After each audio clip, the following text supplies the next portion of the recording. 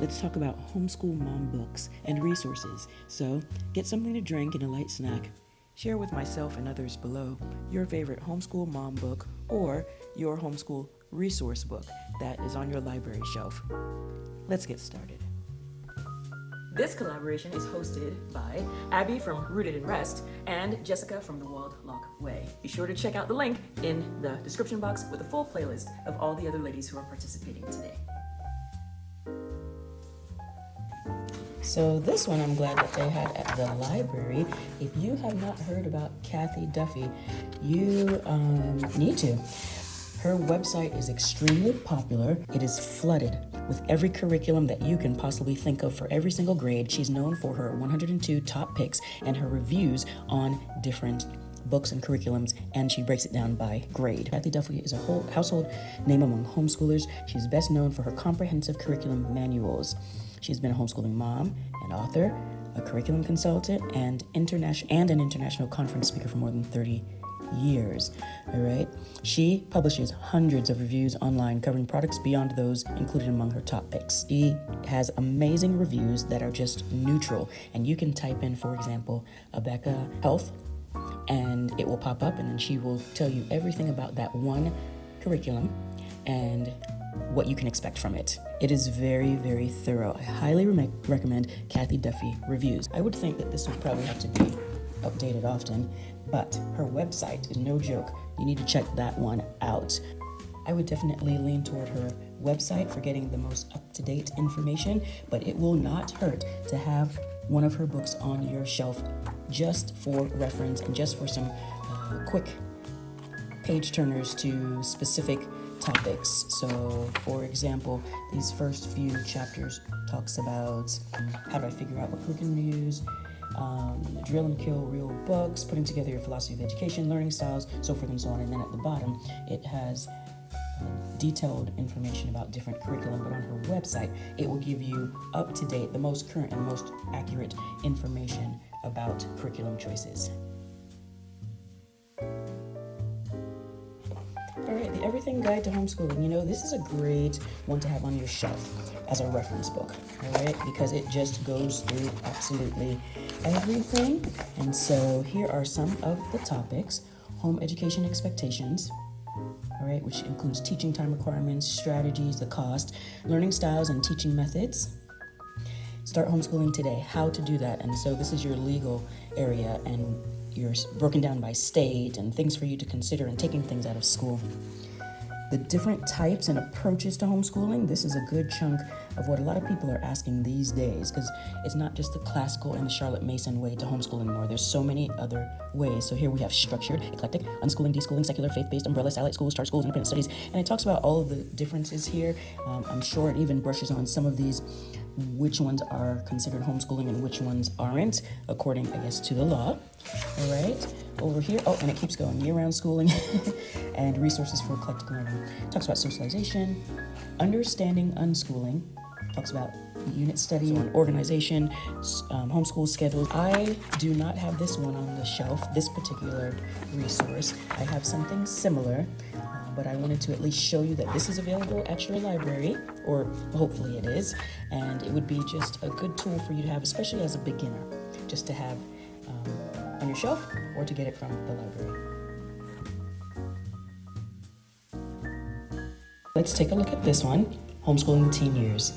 I feel that if you're at that stage like I am, this is a great reference book for you. This is something that you can flip to and find different subjects that are pertaining to you at the moment, and you can utilize it and get ideas from it. I just saw something that I had not seen before, and I thought that that was cool. So here are some teens' favorite websites and their favorite software. Now, I will say, this is a great resource. It is a tad outdated.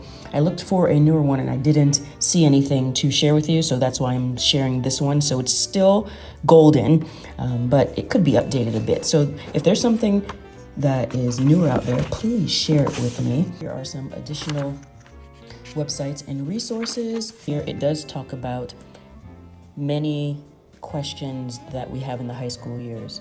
So for example, chapter 8, how are we going to deal with foreign language, art, fine arts, that sort of thing, driver's ed, physical education, religion, etc. How are we going to do this? We're at 150, page 150.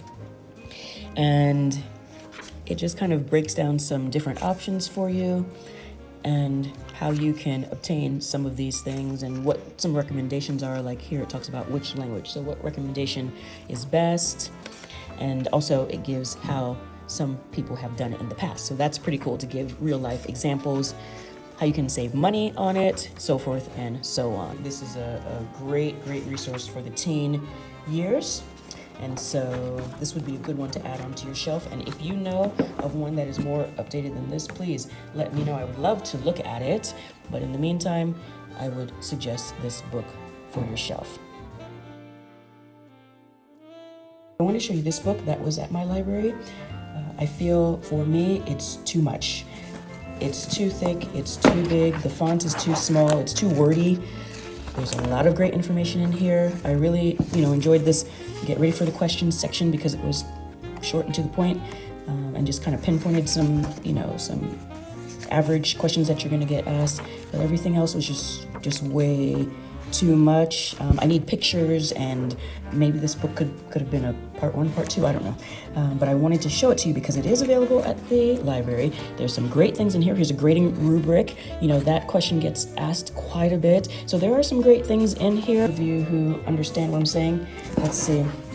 There are 500, okay, I won't count the index. There's 500 and let's see, 500. Okay, there's definitions. I like that. 546 pages. So for me, too much would be good as a reference point on your shelf, but I wanted to let you know that the resource was available.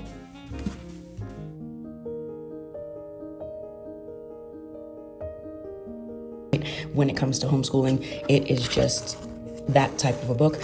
I've been homeschooling for years, and every year I pick this up to remind myself that I don't have to do it all, that it's okay if I skip things, that what I'm doing is just fine and enough, and to get some sort of encouragement. You can see I have highlighted, I have written in. This is just one of those books. You have to read it to get why it's so popular, okay? You just have to. It's absolutely fantastic. This has probably become my #1 pick. I haven't even read the entire book yet. I know that there are so many bits and pieces that I can take out of this book. For one, the photos are stunning. So for me, it's just going to be a great visual, okay, to look at. I'm more of a visual person than anything else. And so that just appeals to me greatly. I have been reading through this, and there is just such calm, beautiful encouragement. Absolutely lovely. I don't know why it has taken me so long to read this book. I feel that the topics in the book are current. For example, it talks about objections to homeschooling. It says, I can't do this, right? I'm not qualified. I don't have the time. I can't afford it. And my spouse is not on board. I mean, these are just to the point, relevant topics that you see people post questions about all the time. And so I really appreciate that it's very, very current. I feel with this book, and actually this is what I've been doing, I feel that you can skip around to different chapters and read a little bit here and read a little bit there, and you won't miss the message of the entire book. That's what I feel with this. You guys let me know in the comments, because I know that so many have read this. Like I said, I don't know what has taken me so long to read it. I feel that every single person can learn something from this book, and it should be on the shelf. Just well written from what I've seen so far. The pictures, just stunning photos. The paper is like a, let's see, maybe a 24-pound paper. Not like a magazine, like a mix of newspaper and, I don't know, it's just great paper. I can't even explain what it might feel like. But like I said, this Wild Plus Free book is probably #1 on the list, right next to Teaching from Rest, because that one's hard to touch and hard to beat. Plus, I've read that entire one, and this one I haven't. But I really feel that everybody will love this book. It has so many different topics in there that everybody's just interested in, and it just gives you a great overview. Here's another section that I thought you would enjoy. There's some further reading options here that they give, okay? And here you go, Teaching from Rest is on there. So that is encouraging. They put their belief system in the back. Just some cool little cool little pages like this are sprinkled throughout. I can't speak about this one enough. All right, let me know, have you read this one? And what do you think about it? Loud and free.